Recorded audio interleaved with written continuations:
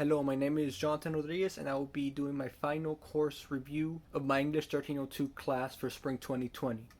Now, I will be talking about what has impacted me or what I've learned the most from the class and what I probably will take along with me for future courses or just activities in general. Now, one of the moments or activities that I did this semester from the class would be the reading I did from The Argument as Conversation by Stuart Green. And this one, I talked a little bit about how you start like heated discussions, and those can lead to very interesting and conversational topics. Like you have a lot more to talk about when you're strongly trying to prove a point. Because in arguments, that's what you do. It's you have a discussion. Sometimes it can be civil. Sometimes it can be more aggressive. Either way, most of the time you are trying to get a point across, and you're trying to provide as much evidence as you can. And this is what this article talks about. Stuart Green brings up a ton of examples. A few examples that he gives is, let's see, a way to start argument topics like what is a relevant problem today? Maybe what is your stake in the argument? Like, obviously, if you put yourself in the shoes and it's actually something you care about, you'll have a lot more to write.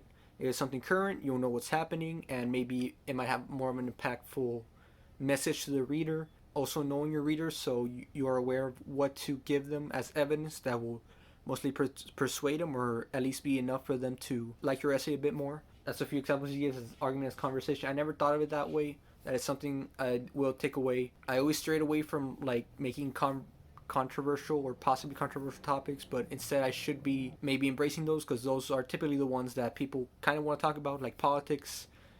You kind of don't want to get involved, but at the same time, you have your own say, your opinion on it. So, yeah, that's something that I took away.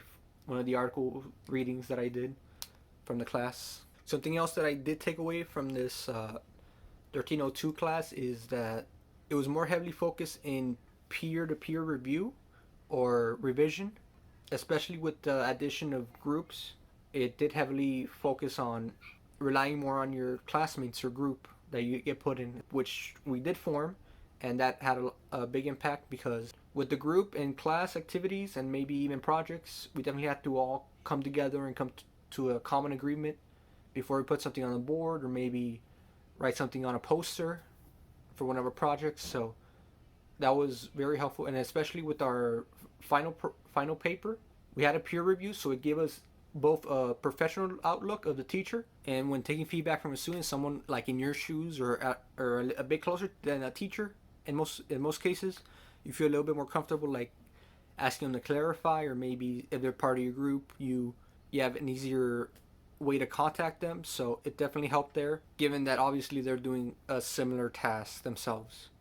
So that's definitely something I did take away. One last thing I want to talk about in the final reflection would be how this class introduced us to a bunch of different resources available on campus for us to use to make our lives easier, for not only like English-based classes, but also for any other class that requires you to maybe write an essay, use educational sources, and even find books, because they introduced us or helped us understand a bit more how to navigate through the UTRGV library, how to actually find physical books, and who to ask in the library itself, or give you more tips on how to maybe approach a certain essay or assignment in an easier manner. So overall, for my English 1302 spring 2020 semester, obviously the article reading of argument discussion is very good.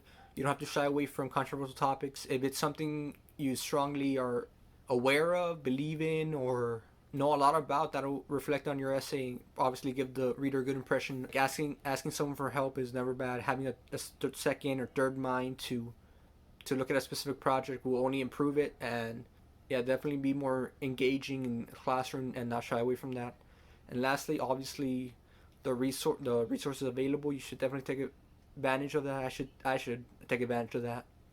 The library, it's a great resource, and obviously most classes would want you to have resources from the library, because it'll look better as a source, and obviously it's more available, and there's always people there to help you, so there's not too much to worry about there. So yeah, that's been my reflection for the spring 2020 semester of English 1302, and goodbye.